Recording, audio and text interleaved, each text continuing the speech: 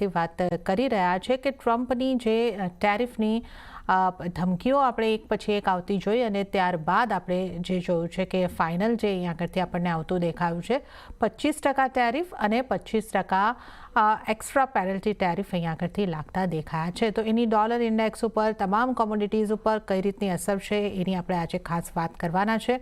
પણ આપણે જો રૂપિયાની આગળથી વાત કરીએ તો આજે થોડી મજબૂતી તરફ કૂલતો જોવા મળ્યો હતો અને કદાચ આને કઈ રીતે આની ઇમ્પેક્ટ આવે છે એની વધુ ચર્ચા આપણે કરવાની છે. પણ ડોલર ઇન્ડેક્સમાં પણ એક નરમાશ છે, એનો પણ સપોર્ટ છે. ક્રૂડની પણ એક ચાલ છે, એની પણ એક ઇમ્પેક્ટ અહીંયા આગળથી દેખાઈ શકે છે. અને આરબીઆઈની પોલિસી આપણી ગઈકાલે આવી જ્યાં કોઈ મોટા ફેરફાર કરવામાં નથી આવ્યા, તો એક સ્ટેબલ કામકાજ આપણને કરન્સીની અંદર તો દેખાઈ રહ્યું છે. સોનાની ઉપર ખાસ આપણે નજર રાખવાની છે. સોના ચાંદીની અંદર આપણને આ અનાઉન્સમેન્ટ બાદ, ટેરિફના અનાઉન્સમેન્ટ બાદ એક ઉછાળો ફરીથી આવતો દેખાયો છે અને સોનાની કિંમતો ખાસી વધતી દેખાય છે. પણ જેમ્સ એન્ડ જ્વેલરી સેક્ટરને જે રીતના અહીંયા આગળથી ટેરિફ લાગતા દેખાયા છે, ઘણી મોટી ચિંતા છે. તો આ અંગે આપણે થોડી વધારે વાત કરીશું. जीजेसी चेयरमैन राजेश रोकड़े अपनी साथ जोड़ाई गया है.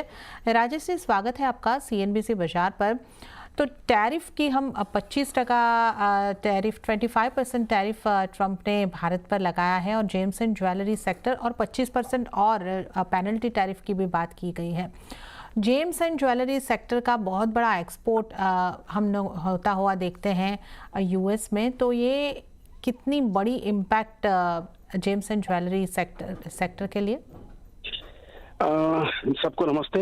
बिल्कुल, ये जो टैरिफ का जो बॉम्ब एक तरह से यूएस ने इंडिया पे लगाया है, इसकी वजह से बहुत ही बड़ा इम्पैक्ट इंडिया को आ सकता है, क्योंकि करीब करीब 9.9 बिलियन का एक्सपोर्ट इंडिया से होता है सिर्फ यूएस के लिए, जिसमें से करीब करीब 57% के आसपास डायमंड का एक्सपोर्ट होता है.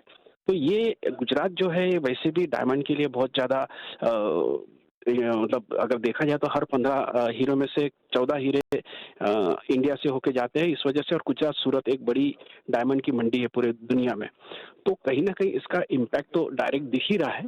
लेकिन जिस तरीके से हैंडमेड ज्वेलरी को इंडिया में बनाया जाता है और पूरे वर्ल्ड में इसे पसंद किया जाता है, तो ये इम्पैक्ट बहुत जल्दी यूएस में भी इसका इम्पैक्ट दिख सकता है, क्योंकि जो हैंडमेड ज्वेलरी है उसका कोई विकल्प और कोई देश है ही नहीं और केवल इंडिया है. और जिस तरीके से 10 से 15 मतलब 25% करके अभी पेनल्टी फिर से 25 लगाना, ये ज्वेलरी इंडस्ट्री के लिए बहुत ज़्यादा दुखद है.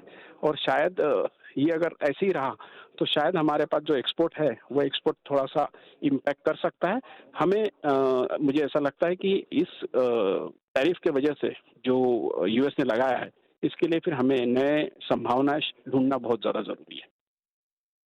जी राजेश जी, तो ये हम जो बात कर रहे हैं, जो 25+25 टैरिफ बहुत ज़्यादा है और जैसे कि आपने बताया नई संभावनाएं ढूंढने की ज़रूरत पड़ सकती है. आप काफ़ी विचार विमर्श आप लोगों ने शुरू भी कर दिया होगा, ये भी बात करेंगे. पर सबसे पहले अगर आप हमें समझा सके कि अब तक हम कितना एक्सपोर्ट कर रहे थे जेम्स एंड ज्वेलरी, अगर हीरे की बात करें और जो हैंडमेड ज्वेलरी की आप बात कर रहे हैं, और ये अगर फिगर्स हम थोड़े डिस्कस कर पाए तो. बिल्कुल, देखिए मैंने कहा है कि 9.9 बिलियन का हमारा टोटल व्यापार यूएस का होता है जी. और उसमें से अगर मैं सिर्फ डायमंड का देखता हूं तो करीब 50% के आसपास का डायमंड का व्यापार होता है और ज्वेलरी का होता है करीब 30 to 37%. और बचा हुआ बाकी चीजें बचती है वो बाकी लैब ग्रोन या अदर दूसरे ज्वेलरी को मैं अंदाज से जोड़ता हूं. तो करीब करीब इससे अगर देखा जाता है तो जो व्यापार है वो इम्पैक्ट होने का बहुत ज्यादा संभावना दिख रही है. मैंने जैसे कि कहा, ये 9.9 बिलियन ये एक बड़ा फिगर है और ये फिगर इससे इम्पैक्ट होने का पूरा संभावना, जो कि हमारे पूरा एक्सपोर्ट जो वर्ल्ड में हम जो एक्सपोर्ट करते हैं उसका 30% 30 to 35% है सिर्फ यूएस के लिए. तो एक बहुत बड़ा डेंट इससे अगर मैं देखता हूँ अमाउंट वाइज तो आने की संभावना मुझे लगती है. ઓકે, તો મોટો એક્સપોર્ટ અહીંયા આગળથી આપણો થાય છે જેમ્સ એન્ડ જ્વેલરી સેક્ટરનો, અને બહુ જ મોટો ડેન્ટ અહીંયા આગળથી લાગી શકે છે. કદાચ આ સેક્ટર સૌથી મોટું હશે જેના ઉપર ટેરિફની એક ઇમ્પેક્ટ, એક नेगेटिव इम्पैक्ट આપણને થતી દેખાई શકે છે. तो राजेश जी, जो हमें अब और नए विकल्प देखने होंगे, कुछ तो रास्ता निकालना होगा, तो आपने कुछ सुझाव दिए होंगे सरकार के साथ भी, आपकी शायद कुछ बातचीत हो रही होगी, तो क्या रास्ता निकल सकता है? बिल्कुल, इससे बहुत रास्ते हमें भी दिख रहे हैं, क्योंकि आपने देखा होगा एक 15 डेज पहले हमारे प्रधानमंत्री यूरोपियन यूनियन के साथ करार करके आए हैं, और वहाँ पे हमारी एक अच्छी संधि बनी है, तो वहाँ से भी हमारा व्यापार बढ़ सकता है. इसके अलावा भी और भी क्या क्या विकल्प हमारे पास हो सकते हैं, उसकी सारी हम जानकारी हमारे इंडियन गवर्नमेंट को हमने रिक्वेस्ट की है कि इस तरीके से इसे व्यापार बढ़ाना चाहिए. उल्टा मुझे तो ऐसा लगता है ये ट्रंप ने जिस तरीके से टैरिफ लगाया, ये हिट विकेट होने जैसा है, क्योंकि वहाँ के लोग इंडियन ज्वेलरी को खरीद नहीं पाएंगे. इसके वजह से हो सकता है कि वो वहाँ महंगी होने के कारण वो वहाँ के टैक्सेस उन्हें कलेक्ट नहीं होंगे, और वो जो अमाउंट है वो शायद डायरेक्ट एशियन कंट्री में या इंडिया में आके वो बाइंग करे. उल्टा इससे इस टैरिफ के वजह से यूएस को ही सबसे ज्यादा तकलीफ होने की संभावना मुझे दिख रही है. लेकिन टैरिफ वार में मैं ट्रंप के बारे में यही कहूँगा, उन्हें प्रिडिक्ट नहीं कर सकते, और जब तक कि वो काफी अस्थिरता रहेंगी. और हमारे पास बहुत सारे विकल्प है, जैसे कि जापान है, ऑलरेडी यूके के साथ, यूरोपियन यूनियन के साथ हमने करार कर चुके हैं. यूएई एक अच्छा विकल्प है हमारे पास. तो हमारे पास बहुत सारे रास्ते हैं, लेकिन शायद यूएस के लिए तकलीफ दे सकता है.